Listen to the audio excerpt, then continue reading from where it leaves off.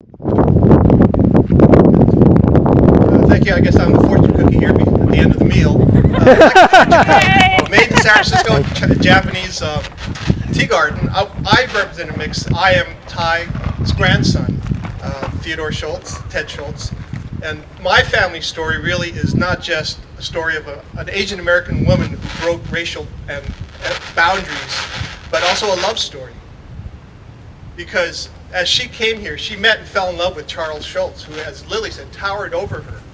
Charles Schulze was a son of immigrants. His father, who came from Prussia through Illinois, became an American citizen in 1876, and came to California. He had a son, and that son came from Santa Cruz and eventually worked his way through, as young men did in those days. From Santa Cruz, he was a motor coachman on the Santa Cruz Railway, came to San Francisco, and then Mr. Schulze was on the Market Street Railway, worked various jobs, and found himself here at Angel Island as an immigration officer. And what makes this story so amazing, it's real. It's not just a Disney story or Pixar, but I can share with you later. These are actual buttons off my grandfather's coat that say Immigration Service. We have the actually Constitution and bylaws of the immigration officers in 1913. And this has a list of all the names of all the immigration officers who served in 1913 all throughout the United States, including Ellis Island. And my grandfather's name is here for Angel Island, the San Francisco office. So it's a real story. It's not just something I've seen on the internet or read about, but it touches my family. And I've got some pictures too I'd like to share with you later when we get to see. My grandfather was also an amateur photographer, so we have photographs that he took of Angel Island with the long wharf and the building still here. This is the 1910 letter accepting my grandmother into the Immigration Service for the chief sum of $720 a year, which was better. Her father worked in a shoe factory in Chinatown for $20 a month, so she was kind of like the techie every time, I guess, making a big salary. Here's another picture of my grandmother here as an interpreter on the island with one of the matrons. Again, and she's got her immigration badge. Here's another picture of her here. And that's why her nickname was Tiny. You can see why. And how Mr. Schulze did tower over her. Here's another picture of her as a young lady. We also have a picture of Mr. Schulze in his immigration uniform somewhere here on the island. Here's a picture of them, I guess, at their wedding dinner in Chinatown.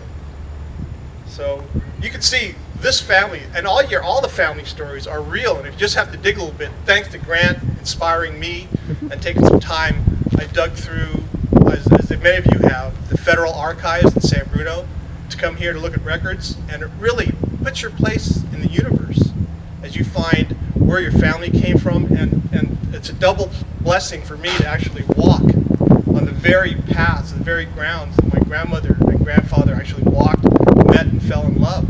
And probably at those times, if they ever had held hands, it'd probably be one of those secret trails in the back there we never could see. But yet they persevered, and they had 4 great children. And unfortunately for Mr. Schulze, he had to move to, because of the prejudice at the time. If you ever have a chance to read the early days of San Francisco, as much as free-swinging and crazy we are today, times were tough. There was a lot of serious prejudice. And so he had to move from job to job. My grandmother also, trying to raise her children, worked different various jobs, and one of her other jobs, which she's very famous for, as a telephone operator at the Chinatown Exchange. So if you go up Washington Street right below Grant, you see that that's a bank right now. That's where she worked in Chinatown. And as you know, that's when Chinatown was a little bit smaller. And if you asked for Joe Wong, they knew exactly where he was, if he was at the Mahjong parlor, if he was having tea someplace. And if you knew that he was doing something wrong, everybody knew everybody's business. So those were the days. So she had a lot of stories, and some of it's come through. Sadly, some of it's been missing. So if you have a chance, as we're saying, history, pass your history down now to your kids and have them pass it to their kids while it's still alive and you can still touch it and feel it and walk the paths. And I'm thankful again that I have mementos and I have things that really make my family history come alive too. And places like Angel Island, we can actually go here and see these things. These are real blessings today. So many things are being torn down. So thank you very much. Come see us later up in the tables. we'll be able to talk to you one-on-one. Thank you.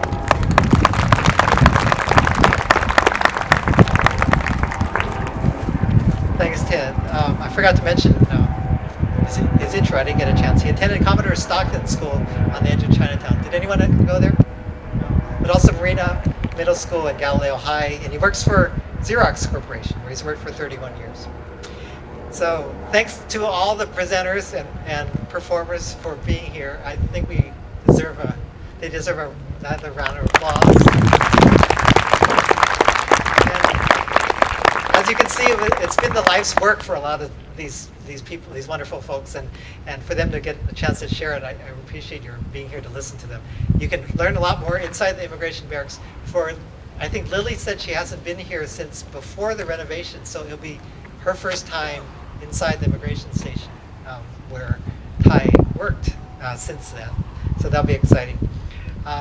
Thanks to all the Angel Island State Park staff and volunteers for making the open house possible. And you'll get to meet them and learn from their amazing knowledge that they have about Angel Island. And the next steps after this, you can walk up to the immigration station barracks. There is a wheelchair access up the ramp to the side. There's a lift over there if you need that. If you don't have a ticket, if you did get one online, our staff, Kendra Lee Adams and Julie Fong, over here will give you a ticket to get in. The foundation's paying for admission for everybody today. We do ask for your email in return so we can let you know about future events.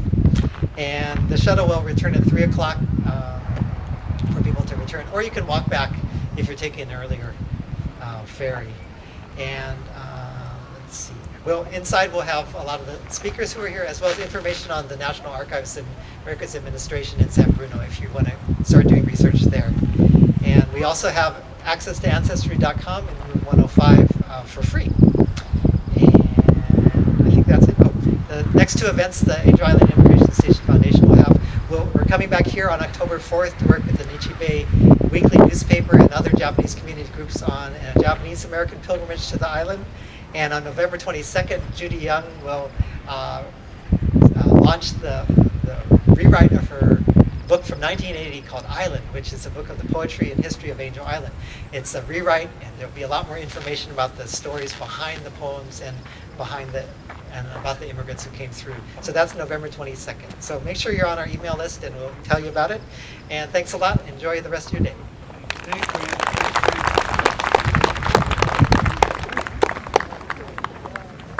You can see how the path is going to snake around. Right.